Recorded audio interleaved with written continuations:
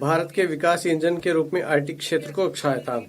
Bharat software विकास सेवाओं, IT समर्पित सेवाओं, ज्ञान प्रक्रिया आउटसोर्सिंग सेवाओं और सॉफ्टवेयर विकास से संबंधित संविदागत अनुसंधान और विकास सेवाओं के क्षेत्र में वैश्विक अग्रणी है।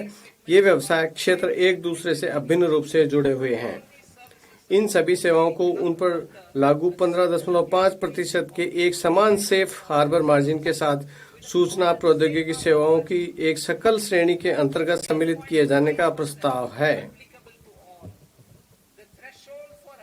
आईटी सेवाओं के लिए सेफ हार्बर प्राप्त करने के लिए सीमा को 300 करोड़ रुपए से पर्याप्त रूप से बढ़ाकर 2000 करोड़ रुपए किया जा रहा है।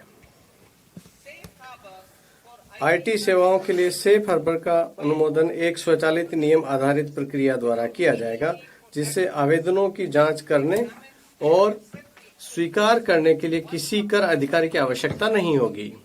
एक बार किसी आईटी सेवा कंपनी द्वारा इसके लिए आवेदन करने पर कंपनी की इच्छानुसार इसी सेफ हार्बर को 5 वर्ष की अवधि के लिए जारी रखा जा सकता है। मैं अग्रिम मूल्य निर्धारण करार एपीए करने की इच्छुक आईटी सेवा कंपनियों के लिए आईटी सेवाओं हेतु एक पक्षीय एपीए प्रक्रिया को तेज करने का प्रस्ताव करती हूं, जिसे 2 वर्षों की अवधि के भीतर पूरा करने का प्रयास किया जाएगा। करदाता के अनुरोध पर 2 वर्ष की अवधि को आगे 6 महीने के लिए बढ़ाया जा सकता है।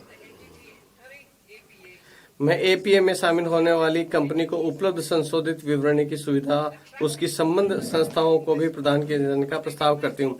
वैश्विक व्यापार और निवेश आकर्षित करना। डाटा केंद्रों में महत्वपूर्ण अवसंरचना को समक्ष बनाने और निवेश बढ़ाने की आवश्यकता पर विचार करते हुए मैं किसी ऐसे विदेशी निवेश के लिए वर्ष 2047 तक एक रियायत प्रदान करने का प्रस्ताव करती हूँ, जो भारत में डाटा केंद्र और सेवाओं का उपयोग करके वैश्विक स्तर पर क्लाउड सेवाएं प्रदान करती हैं